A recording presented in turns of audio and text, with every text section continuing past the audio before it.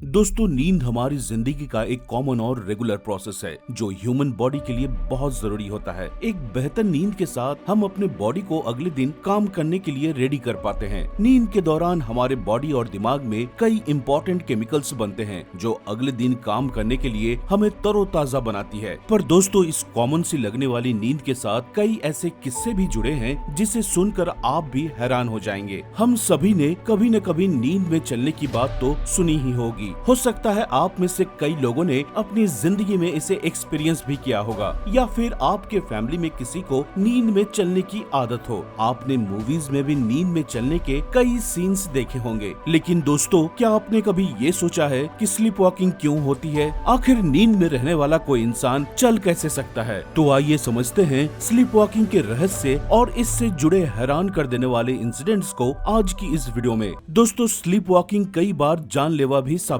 हो सकती है। साल 2013 में ऐसा ही एक इंसिडेंट देखने को मिला जब अमेरिका के न्यू हेमिस्फायर सिटी में एक आदमी ने नींद में ही अपने आप को गोली मार ली। दरअसल वो आदमी नींद में सपना देख रहा था जिसमें उसने देखा कि कुछ लोग उस पर हमला कर रहे हैं और वो अपने आप को उनसे बचाने के लिए गन उठाकर गोली चला देता है। उस आदमी के द्वारा देखा गया ये सपना इतना रियल था कि वो अपने सपने और रियलिटी में फर्क नहीं कर पाता और नींद में ही अपने घुटनों पर गोली चला देता है। जब गोली लगने से उसकी आंख खुली तो उसने देखा कि उसके घुटने से खून बह रहा था और उसने हाथ में गन पकड़ी हुई थी। कुछ देर के लिए तो उसे समझ में नहीं आया कि उसके साथ हुआ क्या था। दोस्तों, ऐसा ही एक और हैरान कर देने वाला इंसिडेंट इंग्लैंड में हुआ था जब एक लड़की नींद में 130 फीट ऊंचे क्रेन पर चढ़ गई थी और उसे इस बात का पता भी नहीं चला। दरअसल महज 14 साल की वो लड़की नींद में अपने घर से निकलकर कुछ किलोमीटर दूर स्थित किसी कंस्ट्रक्शन साइट पर 130 फीट ऊंचे टावर क्रेन जो कि हेवी कंक्रीट ब्लॉक्स और हेवी स्टील बीम्स को उठाने के काम आती है, उस पर चढ़ गई। क्रेन पर चढ़ने के बाद वो क्रेन के एंड पॉइंट तक चलकर रुक जाती है और वो काफी वक्त तक वहीं खड़ी रहती है। दोस्तों, खुशकिस्मती से उसे एक लोकल आदमी ने देख लिया और पुलिस की मदद से उसे बचा लिया गया। रेस्क्यू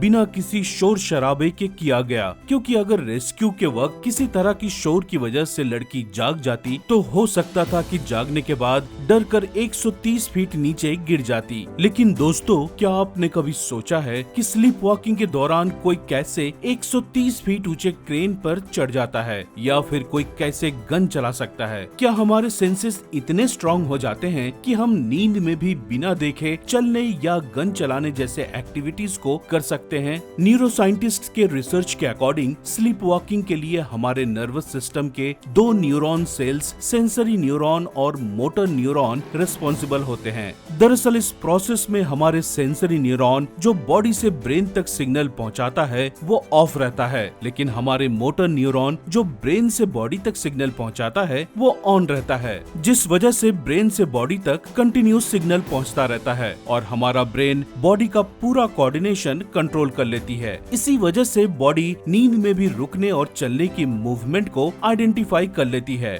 जिस कारण हमारी बॉडी रियलिटी और ड्रीम्स में फर्क नहीं कर पाती और ऐसे अनोखे और अजीब एक्टिविटीज करती है। दोस्तों, स्लीप वॉकिंग के लिए साइंटिफिक टर्म है सोमनाम्बुलिज्म। छोटे बच्चों में स्लीप वॉकिंग फिनोमेना बहुत कॉमन होता है, लेकिन ये फिनोमेना कुछ एडल्ट्स में भी देखा जा सकता है। दोस्तों, आपकी जानकारी के लिए बता दें कि हमारी नींद को 4 स्टेजेस में डिवाइड किया जाता है। स्टेज 1 जब हम बहुत हल्की नींद में रहते हैं और किसी भी नॉर्मल मूवमेंट या आवाज से हमारी नींद खुल जाती है। स्टेज 2 जब हम थोड़ी गहरी नींद में चले जाते हैं और स्टेज 3 जब हम एकदम गहरी नींद में होते हैं जिसमें किसी भी व्यक्ति को उठा पाना मुश्किल होता है। स्टेज 3 में हमारी मसल्स की मूवमेंट, पल्स और ब्रीदिंग रेट डिक्रीज हो जाती है ताकि हमारी बॉडी पूरी तरह से रिलैक्स हो सके। आमतौर पर स्लीप वॉकिंग इसी 3rd स्टेज ऑफ स्लीप में देखा जाता है। यही कारण है कि जैसे जैसे हमारी एज बढ़ती है स्लीप वॉकिंग कम हो जाती है, क्योंकि एज के साथ साथ हमारी डीप स्लीप भी कम होने लगती है। इसलिए अक्सर बूढ़े लोगों को ज्यादा नींद नहीं आती। नींद की 4th और आखिरी स्टेज है REM यानी रैपिड आई मूवमेंट स्टेज। इस स्टेज के दौरान हमारी आई मूवमेंट बहुत तेज हो जाती है और हमारा ब्रेन भी पूरी तरह से एक्टिव रहता है। दोस्तों, हम सपना भी REM स्टेज के दौरान ही देखते हैं और जब हम कोई सपना देख रहे होते हैं उस वक्त हमारी body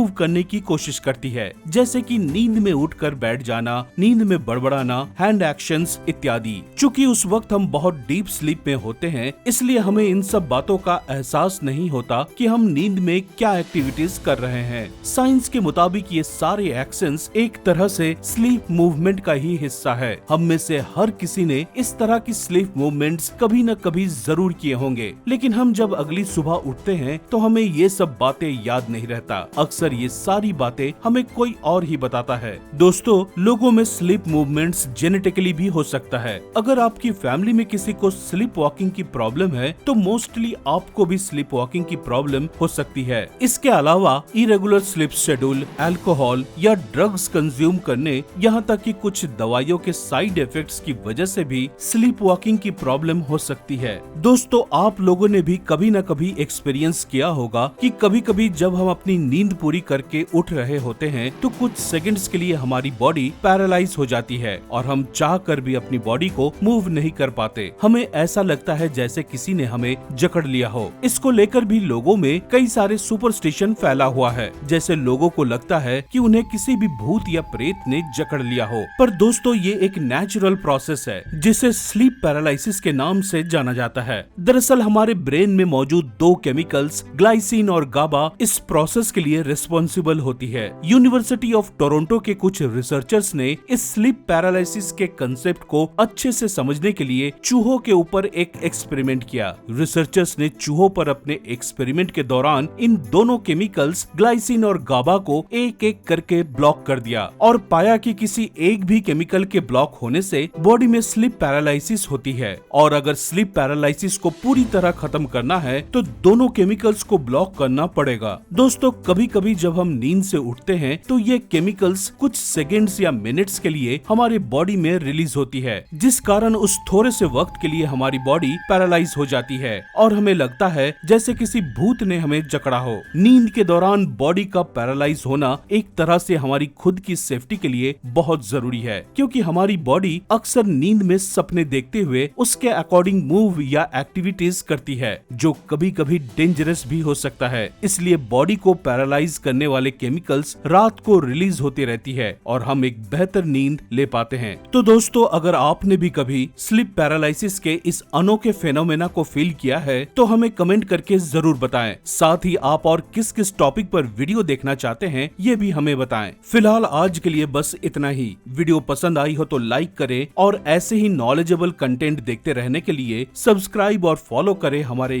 YouTube channel ready steady knowledge को, और बेल आइकन दबाना ना भूले ताकि हमारी वीडियो से जुड़ी सभी लेटेस्ट अपडेट्स सबसे पहले आप तक पहुंचे। मिलते हैं अगले वीडियो में, तब तक के लिए अलविदा। जय हिंद।